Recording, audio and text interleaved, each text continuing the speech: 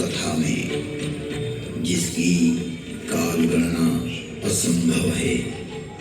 घटना युगों पहले की है कि जब अनेक अंतरिक्षों में अनेक ग्रहों पर उद्भव, पालन और संहार हो रहा था। अर्थात कई सारी सृष्टियों का प्रादुर्भाव और विलय हो रहा था। कहीं वहाँ की सभ्यताएं विकसित हो रही थी तो कोई नष्ट हो रही थी, और वर्तमान में भी यही क्रम अनंत कालों से चल रहा है और अनंत कल्पांतरों तक चलता ही रहेगा।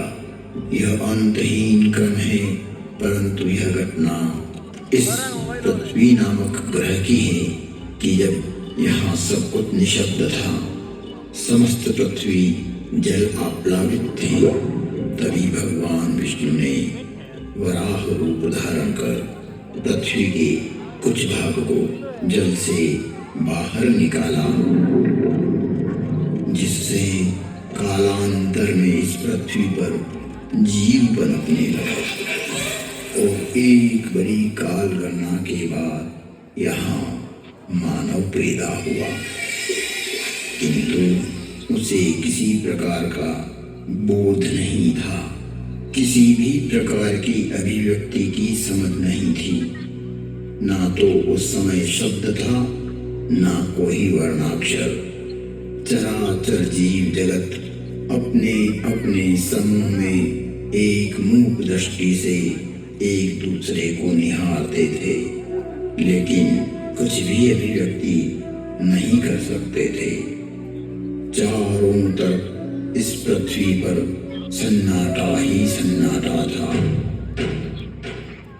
प्राकृतिक स्वरों, ध्वनियों के अतिरिक्त यह पृथ्वी निशब्द थी।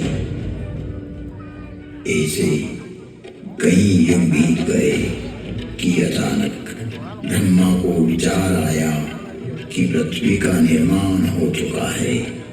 विष्णु ने अपनी व्यवस्था भी व्यापित कर दी है, लेकिन शब्द की उत्पत्ति कौन करेगा?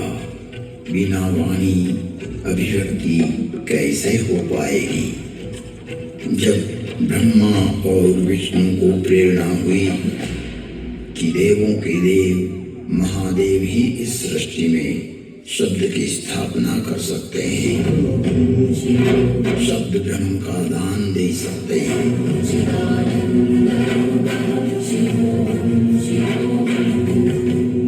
परंतु शिव का समय अधिकतर समाधि में ही व्यतीत होता था।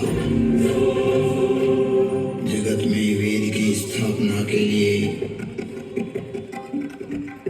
मनुष्यों में, प्राणियों में सत्य, प्रेम और करुणा की भावना प्रकट करने के लिए, शब्द को देह देने के लिए महादेव को समाधि से जगाना